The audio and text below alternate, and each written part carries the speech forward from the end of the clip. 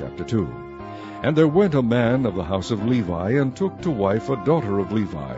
And the woman conceived, and bare a son. And when she saw him that he was a goodly child, she hid him 3 months. And when she could not longer hide him, she took for him an ark of bulrushes, and daubed it with slime, and with pitch, and put the child therein. And she laid it in the flags by the river's brink. And his sister stood afar off, to wit what would be done to him. And the daughter of Pharaoh came down to wash herself at the river, and her maidens walked along by the river's side. And when she saw the ark among the flags, she sent her maid to fetch it. And when she had opened it, she saw the child, and behold, the babe wept. And she had compassion on him, and said, This is one of the Hebrews' children. Then said his sister to Pharaoh's daughter, Shall I go and call to thee a nurse of the Hebrew women, that she may nurse the child for thee? And Pharaoh's daughter said to her, Go. And the maid went and called the child's mother. And Pharaoh's daughter said unto her, Take this child away, and nurse it for me, and I will give thee thy wages. And the woman took the child, and nursed it. And the child grew, and she brought him unto Pharaoh's daughter, and he became her son. And she called his name Moses. And she said, Because I drew him out of the water. And it came to pass in those days, when Moses was grown, that he went out unto his brethren, and looked on their burdens, and he spied an Egyptian smiting an Hebrew, one of his brethren. And he looked this way and that way, and when he saw that there was no man, he slew the Egyptian, and hid him in the sand.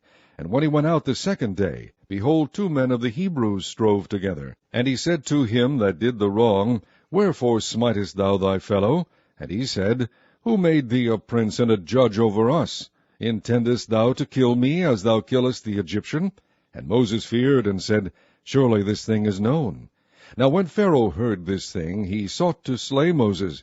But Moses fled from the face of Pharaoh, and dwelt in the land of Midian. And he sat down by a well. Now the priest of Midian had 7 daughters, and they came and drew water, and filled the troughs to water their father's flock. And the shepherds came and drove them away, but Moses stood up and helped them, and watered their flock. And when they came to Reuel their father, he said, How is it that ye are come so soon today? And they said, An Egyptian delivered us out of the hand of the shepherds, and also drew water enough for us, and watered the flock.